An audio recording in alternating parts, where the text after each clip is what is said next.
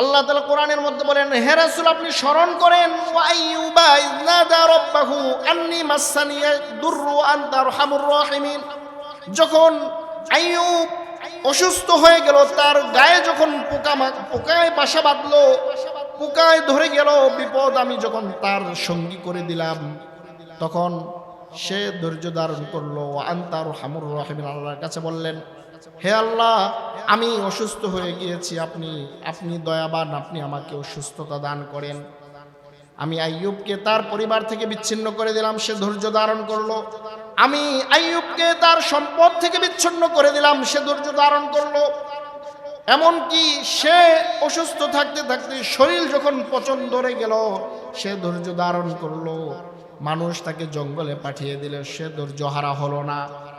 অবশেষে যখন একদিন দুই দিন না, কোনো বর্ণনা এসেছে 12 বছর, কোনো বর্ণনা এসেছে 18 বছর একাধারে, যখন শরীরের প্রত্যেকটা অঙ্গ প্রত্যঙ্গে পোকা ধরে গেল, একে একে তার জিহ্বার মধ্যে পর্যন্ত যখন কিরি ধরে গেল, এবার সে আল্লাহর নাম জপতে পারতেছে না। তখন আল্লাহর কাছে ডেকে বলল, আল্লাহ একে একে আমার জিহ্বাটা পর্যন্ত নিঃশেষ হয়ে যাচ্ছে, তোমাকে আমি সুন্দরভাবে ডাকতে পারি না।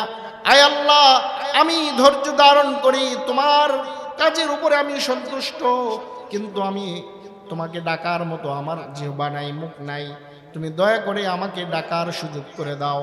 আল্লাহ তাআলা তার ডাক শুনে আল্লাহ তাআলা বললেন, ফাস্তাজাবনা লাহু ফাকাশাফনা মা বিহি মিন দুররি ওয়া আতাইনাহু আহলাহু ওয়া মিথলাহুম মাআহুম রাহমাতাম মিন্না ওয়া যিকরা লিল আবিদিন। আল্লাহ তাআলা বললেন যে আমি তার ডাকে উত্তর দিলাম, প্রতি উত্তর করলাম, এবং তার অসুস্থতা নিবারণ করলাম, তার সম্পদ দিলাম, তার পরিবার দিলাম, সব কিছু আগের মতো ফিরিয়ে দিলাম। আর এটা এই জন্য হয়েছে, সে ধৈর্য ধারণ করেছে, ধৈর্য হারা হয় নাই। সুবহানাল্লাহ পড়েন। লিল্লাহি নাহমাদুহু ওয়া নাস্তাঈনুহু ওয়া নাস্তাগফিরুহু ওয়া নু'মিনু বিহি ওয়া নাতাওয়াক্কালু আলাইহি ونعوذ بالله من شرور أنفسنا ومن سيئات أعمالنا من يهد الله فلا مضل له ومن يضلله فلن تجد له وليا مرشدا أما بعد فقد قال الله سبحانه وتعالى في كلامه المجيد والفرقانه الحميد فأعوذ بالله من الشيطان الرجيم بسم الله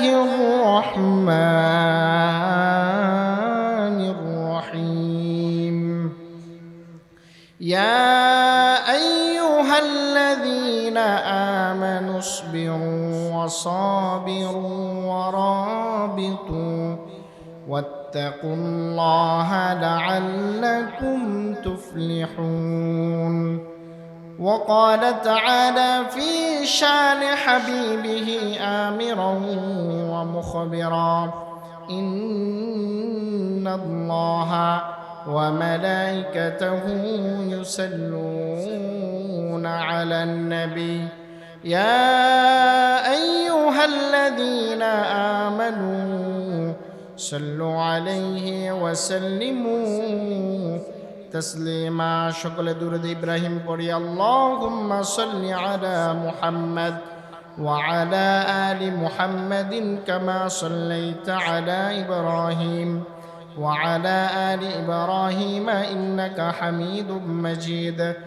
اللهم بارك على محمد وعلى آل محمد كما باركت على إبراهيم وعلى آل إبراهيم إنك حميد مجيد.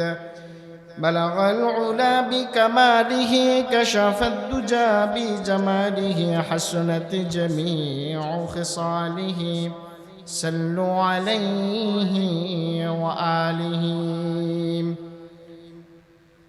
আলহামদুলিল্লাহ ধুলাশদুখা হোসাইনিয়া নুরানিয়া হাফিজিয়া কওমি মাদ্রাসা এতিমখানা ও মসজিদের উন্নয়ন কল্পে এবং দস্তারবন্দি উপলক্ষে 3 দিনব্যাপী 35তম ইসলামী মহাসম্মেলনের আজ প্রথম দিনের উদ্বোধক সভাপতি প্রধান অতিথি মুআজ্জাজ মুহতারাম দিগার উলামায়ে কেরাম, আমার সামনে উপবিষ্ট দূর দূরান্ত থেকে আগত দিনপ্রিয় ইসলাম প্রিয় ভাইয়েরা এবং পর্দার অন্তরালে শ্রবণরতা সম্মানিত আমার মা ও বোনেরা, সকলের প্রতি আমার আন্তরিক মোবারকবাদ। সময়ের সংক্ষিপ্ত পরিসরে আমরা কিছু কথা বলার চেষ্টা করব। আল্লাহ রাব্বুল ইজ্জাত ওয়াল জালাল আমলের নিয়তে কথাগুলো বলার এবং শোনার তৌফিক দান করুক, পড়েন আমিন। আমাদেরকে ভালো রেখেছেন কে? আওয়াজ দিতে হবে। আমাদেরকে ভালো রাখার মালিক কে? কেউ যেটা পারে না পারে কে? কেউ যেটা দেখে না দেখে কে? তাহলে আমরা সদা সর্বদা কার প্রশংসা করব?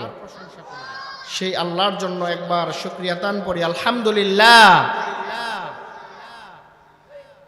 প্রশংসা সবই কেবল তোমারি, প্রশংসা সবই কেবল তোমারি, রব্বুল আলামিন। দয়ালু মেহেরবান করুণায় ফুরান, দয়ালু মেহেরবান করুণায় ফুরান, আর কেহ নয় তুমি মালিক শেষ বিচারের দিন। কি বলেন, ঠিক কিনা? তো সেই আল্লাহর জন্য আমরা শুকরিয়া তান আবারও পড়ি, আলহামদুলিল্লাহ। সম্মানিত হাজিরিন, আমি আমার আলোচনা সূরাতুল আলে ইমরানের 200 নম্বর আয়াত থেকে কিছু কথা বলবো। সময় খুবই সংক্ষিপ্ত, কিন্তু আলোচনাও সংক্ষিপ্ত। আমাদের কাজ হলো শুনবো কম, মানবো বেশি। পারবো না ইনশাআল্লাহ? বলি ইনশাআল্লাহ। তো আসুন আমরা কোনো রকম ভূমিকা ছাড়া আমাদের আলোচনায় ঢুকি। দেখি আল্লাহ রাব্বুল আলামিন সূরাতুল আলে ইমরানের 200 নম্বর আয়াতের মধ্যে আমাদের জন্য কি শিক্ষা রেখেছেন। আল্লাহ রাব্বুল আলামিন কোরআনে কারীমের সূরাতুল আলে ইমরান, এটা খুবই গুরুত্বপূর্ণ একটি সূরা। কোরআনে কারীমের অত্যন্ত গুরুত্ববহ একটি সূরা হলো সূরাতুল আলে ইমরান। এই সূরার পড়তে পড়তে আল্লাহ তাআলা অনেক দিক নির্দেশনা রেখেছেন, অনেক মেসেজ আমাদের জন্য রেখেছেন। আল্লাহ রাব্বুল আলামিন সর্বশেষ আয়াতের মধ্যে মুসলিম উম্মতের জন্য, বিশ্ববাসীর জন্য কিছু দিক নির্দেশনা রেখেছেন, যেখানে আল্লাহ রাব্বুল আলামিন বলতে চাইলেন, ইয়া আইয়ুহাল্লাযীনা আমানুসবিরু ওয়া সাবিরু ওয়া রাবিতু ওয়াত্তাকুল্লাহা লাআল্লাকুম তুফলিহুন।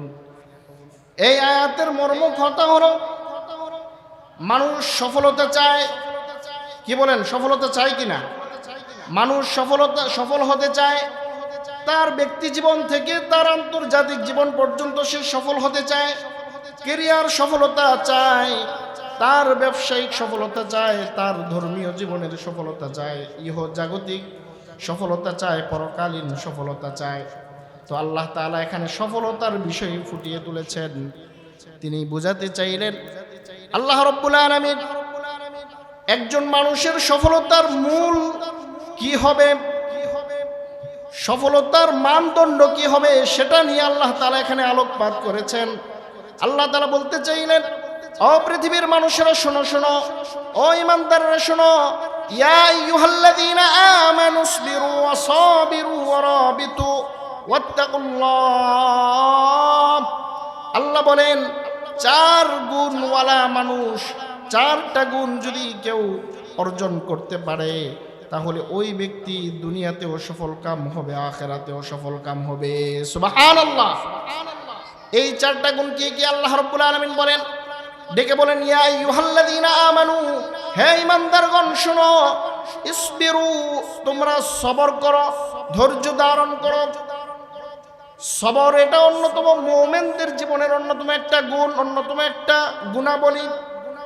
যেই সবর ছাড়া একজন মুমিন তার জীবন পূর্ণাঙ্গভাবে গঠন করতে পারে না। এই সবর সম্পর্কে আল্লাহ তাআলা প্রথমেই বলছেন ইসবিরু, তোমরা সবর করো, ধৈর্য ধারণ করো। মুফাসসিরিনে কেরামগণ তাফসীর ইবনে কাসির সহ তাফসীর মারিফুল কোরআন সহ বিভিন্ন তাফসীরের গ্রন্থের মধ্যে এসেছে সবরের কয়েকটা স্টেপ রয়েছে।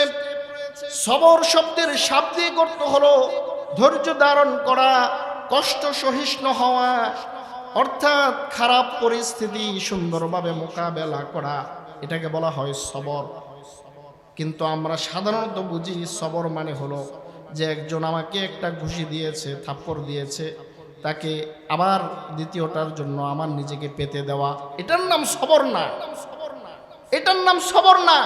যে কেউ অন্যায়ভাবে আপনার উপর আক্রমণ করলো আর আপনি সেটা প্রতিবাদ না করে, প্রতিহত না করে আপনি আরেকটা খাওয়ার জন্য রেডি হয়ে থাকলেন, তাকে করার সুযোগ দিয়ে দিলেন, এটাকে সবর বলা হয় না। বরং সবর বলা হয় আপনি স্থান কাল পাত্র ভেদে অন্যায়ের প্রতিবাদ করে, অন্যায়ের মুখোমুখি দাঁড়িয়ে আপনি এটাকে যথাযথভাবে প্রতিহত করার নামই হলো সবর। আবার সবরের কয়েকটা পর্যায় রয়েছে। উলামায়ে কেরামগণ বলেন সবরের 3টা পর্যায় রয়েছে। কয়টা? আওয়াজ দিতে হবে, কয়টা? 3টা পর্যায় রয়েছে। একটা পর্যায় হলো as-sabru ala ta'atillah। মুফাসসিরিনে কেরামগণ বলেন 1 নাম্বার সবরের পর্যায় হলো যে আল্লাহ তাআলার ইবাদতের ক্ষেত্রে, আল্লাহ তাআলার আনুগত্যের ক্ষেত্রে, রাসূলের আনুগত্যের ক্ষেত্রে সবর করা। আমরা যখন ইবাদত বন্দেগী করি, ইবাদতের মধ্যে সবরের সাথে লেগে থাকা।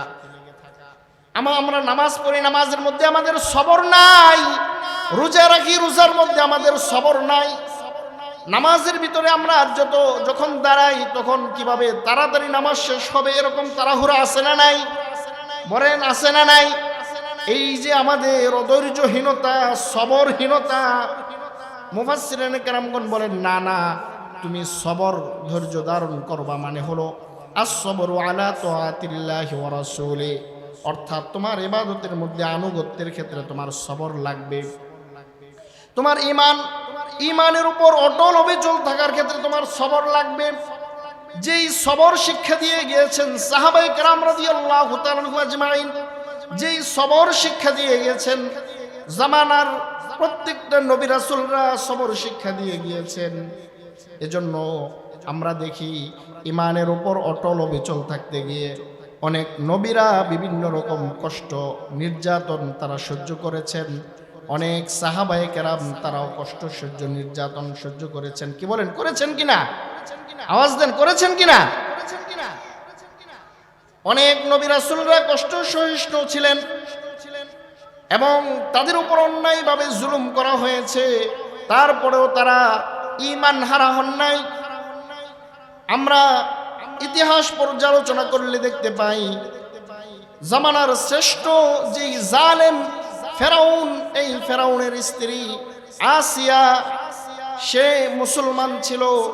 যখন সে ঈমান আনয়ন করলো, তার ঈমান আনয়নকে কেন্দ্র করে তার স্বামী তাকে বিভিন্নভাবে নির্যাতন করেছে, জুলুম করেছে, যে সে যেন ইসলামকে পরিহার করে, ইসলামকে সে যেন ছেড়ে দেয়। কিন্তু এত কষ্ট নির্যাতন সত্ত্বেও সে ইসলাম পরিহার করেন নাই, ঈমান পরিহার করেন নাই, তাওহীদ বিল্লাহ পরিহার করেন নাই। আল্লাহ তাআলা সূরাতুত তাহরীমের মধ্যে ফেরাউনের স্ত্রীর ঘটনা তুলে ধরেছেন। আল্লাহ তাআলা কোরআনের মধ্যে বলেন ওয়া দারাবাল্লাহু মাসালাল লিল্লাযীনা আমানু ইমরাআতা ফিরআউন। আল্লাহু আকবার। আল্লাহ রাব্বুল আলামিন বলেন, ও বিশ্ববাসী শোনো শোনো, তোমাদের কাছে আমি একটা দরবে মেসাল উপহার উপস্থাপন করছি। আমি তোমাদের সামনে উপমা পেশ করছি যে একজন মানুষ, সে ফেরাউনের ঘরে থাকা সত্ত্বেও, পৃথিবীর শ্রেষ্ঠ জালেমের ঘরে থাকা সত্ত্বেও সে কিভাবে ঈমানের উপর অটল ছিল, অবিচল ছিল। এই ব্যাপারে আল্লাহ তাআলা মেসাল পেশ করছেন। ওয়াদারাবাল্লাহু মাসালাল লিল্লাযীনা আমানু ইমরাআত ফিরআউন, বিশ্ববাসীর সমস্ত মানুষের জন্য এটা উপমা। তুমি যেই পরিস্থিতি থাকো না কেন, তোমার জন্য ঈমানের উপর অটল থাকা, অবিচল থাকা, এটা তোমার জন্য আবশ্যক। সুতরাং আসিয়ার জীবনী থেকে আমরা যদি একটু ঘাটাঘাটি করি, দেখি যে কঠিন সময়েও সে আল্লাহর উপর থেকে ঈমান সামান্য সময়ের জন্য বিচ্যুত হয় নাই। সুবহানাল্লাহ। ফলশ্রুতিতে কি হলো? আল্লাহ রাব্বুল আলামিন নিজেই বলেন, ইয ক্বালাত রাব্বি ইবনি লি ইনদাকা বাইতান ফিল জান্নাতি ওয়া নাজ্জিনি মিন ফিরআউনা ওয়া আমালিহি ওয়া নাজ্জিনি মিনাল কওমিজ যালিমিন।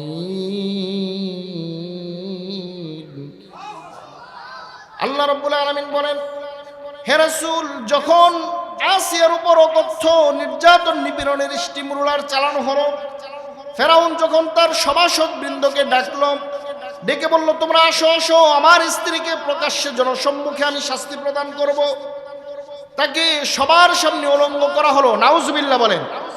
সবার সামনে উলঙ্গ করে যখন তার শরীরে আঘাত করা হলো, ক্ষত বিক্ষত করে দেওয়া হলো, সে এই অপমান নির্যাতন আর সইতে না পেরে সে আল্লাহর কাছে ডেকে ডেকে বলতে লাগলো, আয় আল্লাহ, ইয়া রাব, ও আমার মালিক, দেখো দেখো, আমি ঈমান আনার কারণে, তোমার উপর তাওহীদ রাখার কারণে আজকে আমার উপর কিরকম অত্যাচার জুলুম নির্যাতন করা হচ্ছে। আল্লাহ, আমি আর সইতে পারছি না। আপনি আমার জন্য আপনার জান্নাতে, আপনার পাশে আমার জন্য একটা ঘর নির্মাণ করে দেন। বলেন সুবহানাল্লাহ। যখন এটা ডেকে বলল, তখন আল্লাহ রাব্বুল আলামিন জিবরাইল আলাইহিস সালামকে বললেন, ও জিবরাইল, যাও যাও, দেখো আমার বান্দি, সে এত জুলুম নির্যাতনের মুখেও সে ঈমান হারা হয় নাই। আমি আল্লাহ আসিয়ার প্রতি খুশি হয়ে গেলাম, সন্তুষ্ট হয়ে গেলাম। তার জান্নাতে তার যেই ঘর তার জন্য বরাদ্দ করা হয়েছে, তার জন্য যেই ঘর বানানো হয়েছে, যাও এটা নিয়ে যাও, তার সামনে তুমি উপস্থাপন করো। আমার বান্দি তার জান্নাতের বালাখানা দেখতে দেখতে সে দুনিয়ার জমিন থেকে আমার কাছে চলে আসবে। বলেন সুবহানাল্লাহ। এমন একজন মহিয়সী নারী ছিল, সে দুনিয়ায় থাকতেই আল্লাহর কাছে চেয়ে সে জান্নাত লাভ করে গেছে তার সবরের কারণে। এজন্যই শিল্পীরা কত সুন্দর করে বলে, মালিক তুমি জান্নাতে, তোমার পাশে আমায় একটা ঘর বানিয়ে দিও। আল্লাহু আকবার। কোরআনের আয়াতটাই তারা সুরের মাধুরী মিশিয়ে তারা বলেছে, আল্লাহ তাআলা তার ডাক শ্রবণ করেছে এবং তার জন্য ঘর নির্মাণ করেও দিয়েছে। তাহলে আমরা পাইলাম সবর করার পরিণতি স্বরূপ আসিয়া, সে একজন কাফিরের ঘরে থাকা সত্ত্বেও, বেঈমানের ঘরে থাকা সত্ত্বেও সে জান্নাতের সার্টিফিকেট অর্জন করে দুনিয়া থেকে গেল। সুতরাং এটাই সবরের অন্যতম একটা ফায়দা। বলতেছিলাম সবরের তিনটা পর্যায়। এক নাম্বার পর্যায় হলো আস-সবরু আলা তাআতিল্লাহি ওয়া রাসূলি। দুই নাম্বার পর্যায় হলো আস-সবরু আন ইজতিনাবিল আওয়ামিরি ওয়ান নাওয়াহি। অর্থাৎ সবর হলো খারাপ কাজ, গুনাহ পরিহার করার মাধ্যমে সবর করা। গুনাহ পরিহার করার মাধ্যমে সবর করা। আমরা মানুষ, আমাদের মনে অনেক রকম গুনাহের উদ্রেক আমাদের ভিতরে আসে। কি বলেন, আসে কিনা? বলেন আসে কিনা? আমরা মানুষ, আমাদের মনের ভিতরে অনেক রকম গুনাহের কামনা বাসনা তৈরি হয়। কিন্তু উলামায়ে কেরাম বলেন যে তুমি তোমার গুনাহকে, তোমার রিপুকে, তোমার আত্মাকে এই গুনাহ না করে সবর করা, এটাও সবরের অন্যতম একটা প্রকার। আস-সবরু আলা আল্লাহর হাবিব সাল্লাল্লাহু আলাইহি ওয়াসাল্লাম এই গুনাহ থেকে বিরত থাকার জন্য বিভিন্ন জায়গায় বলেছেন। অর্থাৎ গুনাহ থেকে বিরত থাকার মাধ্যমে সবর করা। আপনার আমার অন্তর মনে চাচ্ছে গুনাহ করতে, কিন্তু গুনাহ না করে আপনি সবর করা, যে না না কোরআন নিষেধ করেছে, হাদিস নিষেধ করেছে, সুতরাং আমি এই গুনাহ করতে পারি না, এটাই হলো সবরের দ্বিতীয়তম প্রকার। আল্লাহর হাবিব সাল্লাল্লাহু আলাইহি ওয়াসাল্লাম হাদিসের মধ্যে বলেন, সাবাতুন ইউযিল্লুহুমুল্লাহু ফি যিল্লিহি ইয়াওমা লা যিল্লা ইল্লা যিল্লুহ। হাশরের দিন আল্লাহ তাআলা 7 শ্রেণীর মানুষকে আরশের ছায়ার নিচে জায়গা দিবেন। তার মধ্যে অন্যতম এক শ্রেণীর মানুষ হলো ওয়ারাজুলুন দাআতহু যাতু হাসাবিন ওয়া নাসাবিন ফাকালা ইন্নী আখাফুল্লাহ। অন্যতম এক শ্রেণীর মানুষ হলো যাদেরকে কোনো উচ্চবংশীয় নারী তাদেরকে খারাপ কাজের দিকে আহ্বান করা সত্ত্বেও সে আল্লাহর ভয়ে সেটা থেকে বিরত থেকেছে। এই যে আল্লাহর ভয়ে খারাপ কাজ থেকে বিরত থাকা, এটাও সবরের আওতাভুক্ত। আপনি সবর ছাড়া এটা অর্জন করতে পারবেন না। আল্লাহর হাবিব সাল্লাল্লাহু আলাইহি ওয়াসাল্লাম তিরমিজি শরীফের বর্ণনা এসেছে, বনি ইসরাইলের এক লোকের কথা, কিফিল নামের এক আবেদের কথা, এক লোকের ঘটনা বর্ণনা এসেছে তিরমিজি শরীফের মধ্যে। আল্লাহর হাবিব সাল্লাল্লাহু আলাইহি ওয়াসাল্লাম ওমর রাদিয়াল্লাহু তাআলা আনহু থেকে হাদিসটা বর্ণিত। তিনি বললেন, আমি রাসূল সাল্লাল্লাহু আলাইহি ওয়াসাল্লাম থেকে এই হাদিসটা একবার না দুইবার না 7 বার আমি শ্রবণ করেছি। যে বনি ইসরাইলের এক লোক ছিল, কিফিল নাম। এই লোক সে এত জালিম ছিল, এত খারাপ ছিল, সে মানুষকে টাকা দিত এবং বিনিময়ে সে খারাপ কাজ করত। এক মহিলা, সে অসহায় হয়ে গিয়েছে, তার টাকার প্রয়োজন, 500 দিনার দিরহামের প্রয়োজন, কোথাও সে খুঁজে পায় না। ওই কিফিলের কাছে গেল যে আমার মা অসুস্থ, আমি অসহায় হয়ে গিয়েছি, আমাকে 500 টাকা দাও। ওই কিফিল বলল, আমি তোমাকে টাকা দিতে পারি এই শর্তে যে তুমি আমার কাছে জিনায় লিপ্ত হবে। নাউজুবিল্লাহ বলেন। সে বলল, তুমি যদি আমার সাথে জিনায় লিপ্ত হও তাহলে আমি তোমাকে 500 টাকা দিব। ওই নারী, সে অসহায় থাকলো, সে নিরুপায় হয়ে সে রাজি হলো। যখন খারাপ কাজের জন্য উদ্গ্রীব হলো, তখন ওই কিফিল যখন তার উপরে আরোহণ করলো, এবার মহিলাটা কান্না শুরু করে দিল, থরথর করে কাঁপতে থাকলো। কিফিল জিজ্ঞাসা করলো, তুমি কান্না করতেছো কেন? বলল যে, শোনো শোনো, আমি কখনো অন্যায়ভাবে এরকম কাজের সাথে সম্পৃক্ত হইনি, কিন্তু আজকে তুমি আমাকে বাধ্য করেছো, আমি পরিস্থিতির শিকার হয়ে পর্যায়ে এসেছি, তুমি আমাকে ছেড়ে দাও, তুমি আল্লাহকে ভয় করো, তুমি আমাকে ছেড়ে দাও। এটা বলার পরে তার ভিতরে বাড়ি লেগেছে। সে চিন্তা করলো, মেয়েটা অসহায় হয়ে গিয়েছে, আমি তার অসহায়ত্বের সুযোগ নিয়ে এরকম অন্যায় কাজ করতে পারি না। সে অন্যায় কাজ ছেড়ে দিয়ে উঠে দাঁড়ালো, বলল যে আমি তোমাকে টাকাটা দিয়ে দিলাম, আর তোমার সাথে জিনা করব না। এবং সে সেখানে তওবা করলো যে আমি আজকের পরে আর কখনো খারাপ কাজে পা বাড়াবো না। এবং ওই রাতেই কিফিল ইন্তেকাল করলো, মারা গেল। হাদিসের বর্ণনায় পুরা ঘটনা এসেছে। রাতের বেলা যখন মারা গেল, সকাল বেলা যখন মানুষ শুনলো কিফিল মারা গিয়েছে, এবার সবাই খুশিতে আনন্দে নাচতেছিল যে ভালো হয়েছে, একজন খারাপ মানুষ ইন্তেকাল করেছে। কিন্তু ঘটনা অন্য জায়গায়। যখন লাশ ধুয়ে যখন তার দিকে তাকানো হলো, দেখা গেল যে তার চেহারার মধ্যে নূরের আভা ফুটে উঠেছে। তার ঘরের দরজার মধ্যে লিখে দেওয়া হয়েছে, কদ গফারাল্লাহু লিল কিফল, আল্লাহ তাআলা কিফিলকে ক্ষমা করে দিয়েছেন। সুবহানাল্লাহ পড়েন। অর্থাৎ সে যে রাতের বেলা অন্যায় কাজ না করে সে যে মহিলাটাকে ছেড়ে দিয়েছে এবং সে খারাপ কাজ থেকে ফিরে এসেছে, নিজেকে সবর করেছে, ধৈর্য ধারণ করেছে, এর ফলশ্রুতিতে আল্লাহ তাআলা তার জীবনের সব গুনাহ মাফ করে তাকে জান্নাতবাসী করে নিয়েছে। সুবহানাল্লাহ। তাহলে বলতেছিলাম যে সবরের দ্বিতীয় পর্যায় হলো যে খারাপ কাজ থেকে নিজেকে বিরত রাখা, খারাপ কাজ থেকে, অন্যায় কাজ থেকে, অপরাধ থেকে নিজেকে সবর করা। আপনার মনে চাইবে যে আমি সিনেমা হলে যাই, সেখানে না যে সবর করা। আপনার মনে চাইবে খারাপ কাজ করি, সেটা না করে সবর করা। আপনার মনে চাইবে যে উলঙ্গ মহিলাদেরকে দেখি, তাদের ডান্স দেখি, তাদের রিলস দেখি, তাদের টিকটক দেখি, এরকম মন চাইবে। আপনি যে না দেখে মনকে সান্ত্বনা দিলেন, সবর করলেন, এই সবরের জন্য আল্লাহ তাআলা আপনার আমার জন্য অনেক বেশি প্রতিদান রেখেছেন। সুবহানাল্লাহ পড়ে। সবরের সর্বশেষ পর্যায়ে as-sabru আনিল মুসিবা, অর্থাৎ বিপদ আপদের সময়, মুসিবতের সময় আপনার সবর করা। আপনার আমার জীবনে অনেক রকম মুসিবত আসবে, মুসিবতের সময় সবর করা এটা মুমিনের অন্যতম একটা বৈশিষ্ট্য। আর যে মুমিন তার জীবনে বিপদ আপদ আসবেই।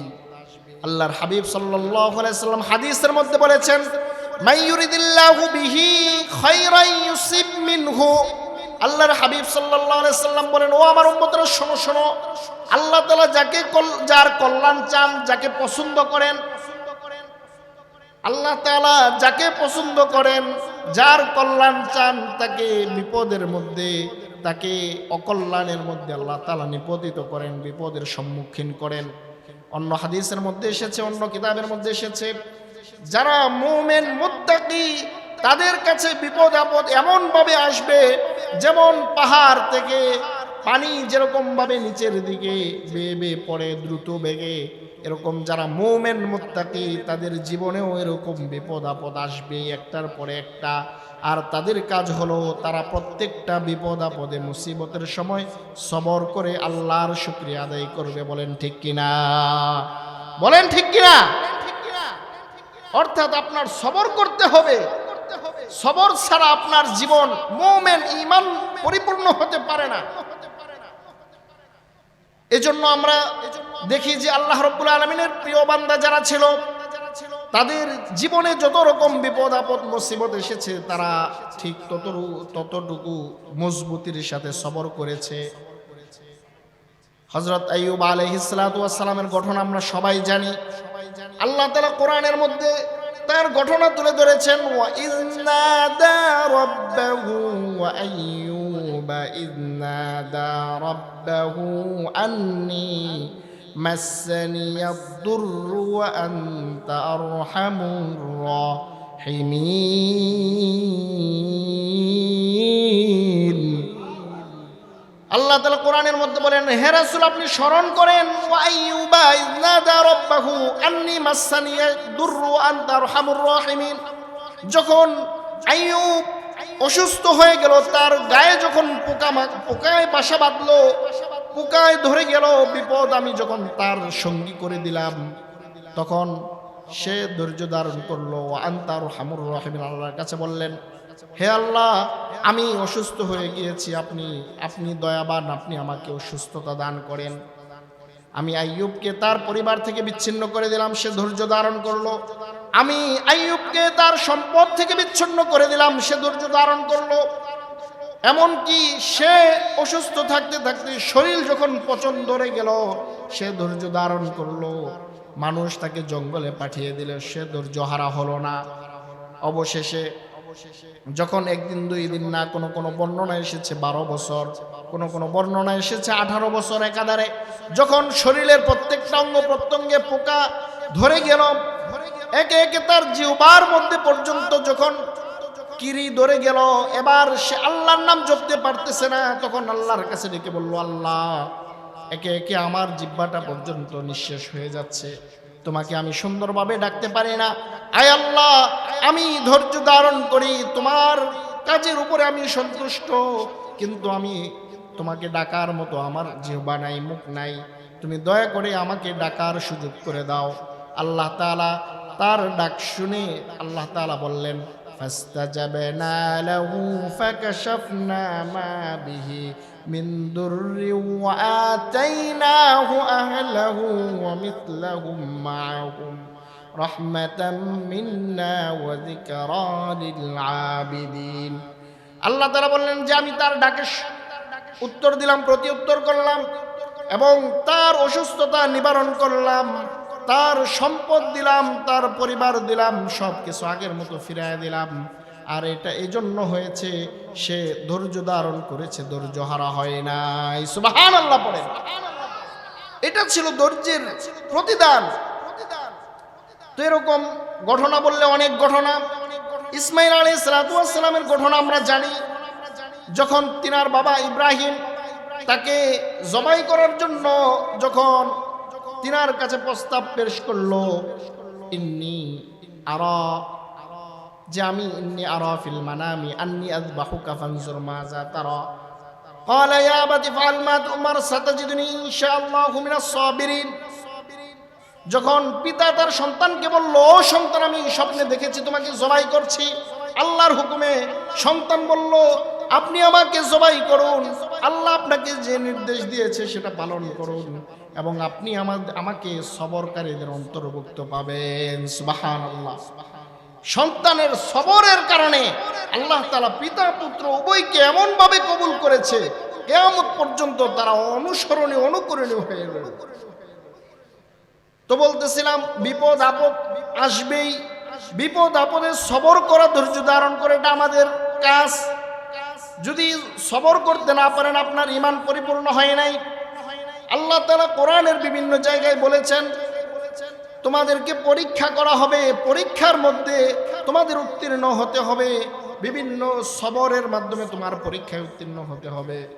আল্লাহ তাআলা সূরাতুল বাকারার মধ্যে বলেন, ওয়ালানাবলুওয়ান্নাকুম বিশাইইম মিনাল খাউফি ওয়াল জু'i ওয়া নাকসিম মিনাল আমওয়ালি ওয়াল আনফুসি ওয়াস সামারাত ওয়া বাশশিরিস সাবিরিন। আল্লাহ বলেন, পৃথিবীর মানুষেরা শোনো শোনো, ওয়ালানাবলুওয়ান্নাকুম বিশাইইম মিনাল খাউফি ওয়াল জু', অবশ্যই আমি তোমাদেরকে কিছু বিষয়ের মাধ্যমে পরীক্ষা করব। বিশাইইম মিনাল খাউফ, তোমাকে ভয়ের মাধ্যমে আমি পরীক্ষা করব। বিশাইইম মিনাল খাউফি ওয়াল জু', তোমাকে ক্ষুধার মাধ্যমে আমি পরীক্ষা করব।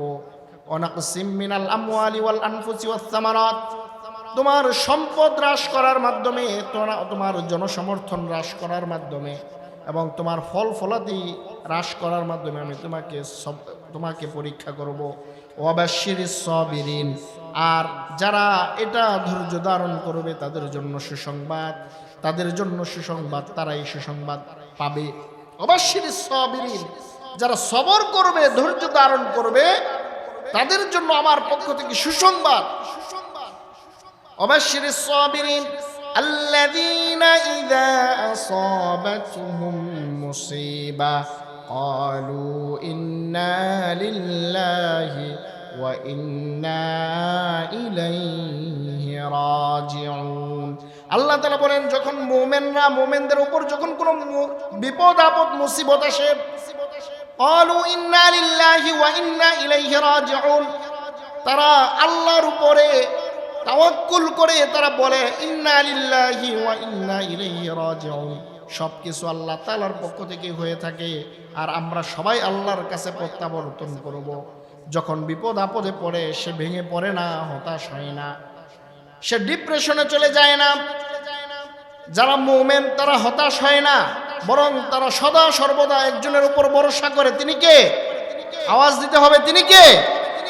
সুতরাং সেই আল্লাহর উপর যদি কেউ ভরসা করে, তাওয়াক্কুল করে, সবর করে, তার জন্য পুরস্কার আছে না নাই? বলেন, আছে না নাই? কম না বেশি? অনেক বেশি। আল্লাহ তাআলা কোরআনের মধ্যে বলেন, ইন্নামা ইউওয়াফাস সাবিরুনা আজরাহুম বিগাইরি হিসাব। আল্লাহ তাআলা বলেন যে নিশ্চয়ই যারা সবরকারী তাদের প্রতিদান হলো বিগাইরি হিসাব, অসংখ্য অগণিত, যার কোনো শেষ নেই, সীমানা নাই। অর্থাৎ আপনি সবর করবেন, সবরের জন্য আল্লাহ তাআলা আপনাকে এমন কিছু দিবেন, দুনিয়াতেই এমন কিছু দিবেন যেটা আপনি সন্তুষ্ট হয়ে যাবেন। আখিরাতের প্রতিদান তো বাকি রয়ে গেছে। সুতরাং আমরা সদা সর্বদা সবর করতে প্রস্তুত আছি তো ইনশাআল্লাহ? বলেন, রাজি আছি তো ইনশাআল্লাহ? আল্লাহর কাছে হাত তুলে দেখাই দেন। আল্লাহ বলেন, আল্লাহ আমরা বিপদ আপদে সব সময় সবর করব, ধৈর্য ধারণ করব। আল্লাহ কবুল করুক, করেন আমিন। বলতেছিলাম যে সবর করতে হবে। সবরের 3টা পর্যায় রয়েছে। এই 3টা পর্যায় আপনাকে আমাকে মনে রাখতে হবে। 1 নম্বর পর্যায় হলো যে as-sabru আলা তাআতিল্লাহি ওয়া রাসূলি, আল্লাহ এবং রাসূলের আনুগত্যের ব্যাপারে সবর করা, আল্লাহ এবং রাসূল যেটা করতে বলেছে সেটা করা, কষ্ট হলেও করা। যেমন আল্লাহ বলেছে নামাজ পড়ো, 5 ওয়াক্ত নামাজের ইহতিমাম করা। নামাজ পড়তে কষ্ট আছে না নাই? বলেন, কষ্ট আছে না নাই? আছে। ভোর রাত্রে, শীতের রজনীতে আপনি ভোর রাত্রে, গভীর রাত্রে উঠে ঠান্ডা পানি দিয়ে ওযু করা অনেক বেশি কষ্টের কাজ, স্যাক্রিফাইসের কাজ। আপনার ভিতরে সবর না থাকলে আপনি ঠান্ডা পানি দিয়ে ওযু করবেন না।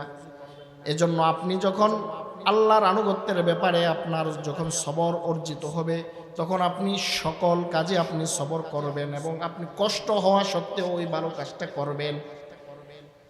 আবার 2 নাম্বার পর্যায় হলো as-sabru আনিল মাসিয়া, অর্থাৎ খারাপ কাজ থেকে বিরত থাকার মাধ্যমে সবর করা। আর 3 নাম্বার হলো as-sabru আনিল মুসিবা, অর্থাৎ বিপদ আপদ, খারাপ মুসিবতের সময় আপনার বাবা মারা গেছে, আপনার মা মারা গেছে, আপনার সন্তান মারা গেছে, আপনার জন্য এর চাইতে মহা বিপদ আর হতে পারে না। ওই সময় হতাশ না করে আপনি সবর করেন, আল্লাহর শুকরিয়া আদায় করেন। আল্লাহ এই সবরের প্রতিদান এত বেশি দিবেন, এত বেশি দিবেন যে আপনি সন্তুষ্ট হয়ে যাবেন। এই জন্য আপনার ব্যক্তিগত জীবন থেকে পারিবারিক জীবনেও সমস্যা আসতে পারে। কি বলেন, আসতে পারে কিনা? আপনার পরিবার জীবনের মধ্যেও আপনার বিপদ আপদ আসতে পারে, খারাপ সময় আসতে পারে। আপনি সবর করতে হবে, কারণ আল্লাহ তাআলা কোরআনের মধ্যে বলেছে ওয়ালা নাবলুয়ান্নাকুম হাত্তা না'লামাল মুজাহিদিন মিনকুম ওয়াস-সাবিরিন ওয়া নাবলুয়া আখবারাকুম। আবার আল্লাহ অন্য আয়াতের মধ্যে বলেছেন আম হাসিবতুম আন তাদখুলুল জান্নাতা ওয়া লাম্মা ইয়া'লামিল্লাহুল্লাযীনা জাহাদু মিনকুম ওয়া ইয়া'লামাস-সাবিরিন। তোমরা কি মনে করেছো তোমরা জান্নাতে প্রবেশ করে ফেলবে, অথচ আমি তোমাদেরকে পরীক্ষা করব না যে তোমরা কে মুজাহিদ এবং কে সবরকারী।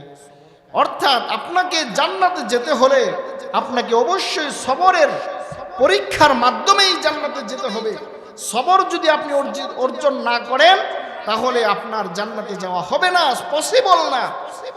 আপনি ভালো কাজ যত বেশি করবেন আপনার উপর বিপদ আপদ তত বেশি আসবে, আবার ভালো কাজ যত কম করবেন বিপদ আপদ তত কম আসবে। এজন্য আমরা দেখি সমাজের মধ্যে যারা ভালো ফ্যামিলি, যারা সৎ ফ্যামিলি, যারা ভালো মানুষ, তাদের উপর বিপদ আপদ কম না বেশি? বলেন, কম না বেশি? যারা সুদখোর, ঘুষখোর, যারা হারামখোর, জালেম, তাদের বিপদ আপদ তুলনামূলক কম। কিন্তু যে 5 ওয়াক্ত নামাজ পড়ে, হালাল উপার্জন করে, হালাল খায়, তার উপর বিপদ আপদ একটার পর একটা লেগেই থাকে। আবার অসুস্থতাও লেগে থাকে, অসুস্থতার মধ্যেও সবর করতে হবে। বিভিন্ন রকম অসুস্থতা আসবে, এই অসুস্থতার মধ্যেও আপনি সবর করতে হবে। কেন? কারণ আল্লাহ তাআলা আপনাকে অসুস্থতার মাধ্যমে আপনার উপর থেকে গুনাহ মাফ করে আল্লাহ চান যে আমার এই বান্দাকে, বান্দিকে দুনিয়াতে আমি এত বেশি মুসিবত দেই, এত বেশি মুসিবত দেই, আর সে সবর করবে, সবর করবে, করতে করতে একটা পর্যায়ে আমি আল্লাহ তাকে নিষ্পাপ মাসুম বানায়া তাকে দুনিয়া থেকে নিয়ে আসব। দুনিয়া থেকে আসার সাথে সাথে সে জান্নাতি হয়ে যাবে। সুবহানাল্লাহ পড়ে। তার মানে হলো আপনি জান্নাতে যেতে হলে, জান্নাতি হতে চাইলে আপনাকে সবর করতে হবে। অসুস্থতা আসবে, অসুস্থতা একটার পর একটা লেগেই থাকবে। অনেক সময় ফ্যামিলিতে এরকম হয় যে আপনার অসুস্থতা, আপনি সুস্থ হতে না হতে আপনার বাড়িওয়ালি অসুস্থ, তিনি সুস্থ হতে না হতে আপনার সন্তান অসুস্থ, আবার সন্তান সুস্থ হতে না হতে আপনার মা বাবা অসুস্থ। একের পর এক অসুস্থতা লেগেই থাকে। হতাশ হওয়া যাবে না, নিরাশ হওয়া যাবে না, বরং সব সময় সবর করতে হবে একজনের উপর। তিনি কে? আওয়াজ দিতে হবে, তিনি কে? আসুন একটা আমরা তাকবীর দেই, একটু মনোযোগ আকর্ষণ করি। নারায়ে তাকবীর, নারায়ে তাকবীর। আল কোরআনের আলো সংসদে জালো, আল কোরআনের আলো সংসদে জালো। যাই হোক, আমার পরবর্তী আলোচক তিনি এসে গেছেন। আমার আলোচনার সারমর্ম, সারাংশ ছিল যে আমরা সবর করব, ধৈর্য ধারণ করব। আল্লাহ তাআলা কোরআনের মধ্যে যে বলেছেন ইয়া আইয়ুহাল্লাযীনা আমানুসবিরু ওয়া সাবিরু ওয়া রাবিতু ওয়াত্তাকুল্লাহা লাআল্লাকুম তুফলিহুন, যে তোমরা সবর করো। আমি 4টা গুণ নিয়ে আলোচনা শুরু করেছিলাম, একটা গুণ শেষ হয় নাই, বাকিগুলো রয়ে গেছে। যদি কখনো সময় সুযোগ হয় ইনশাল্লাহ বলার চেষ্টা করব। আল্লাহ তাআলা যে একটা গুণ নিয়ে আলোচনা করলাম, আমাদের সকলকে এই গুণটা অর্জন করার তৌফিক দান করুক। চিল্লায় পড়েন আমিন, আরো জোরে পড়েন আমিন। ওমা আলাইনা ইল্লাল বালাগ। আসসালামু আলাইকুম ওয়া রাহমাতুল্লাহি ওয়া বারাকাতুহু।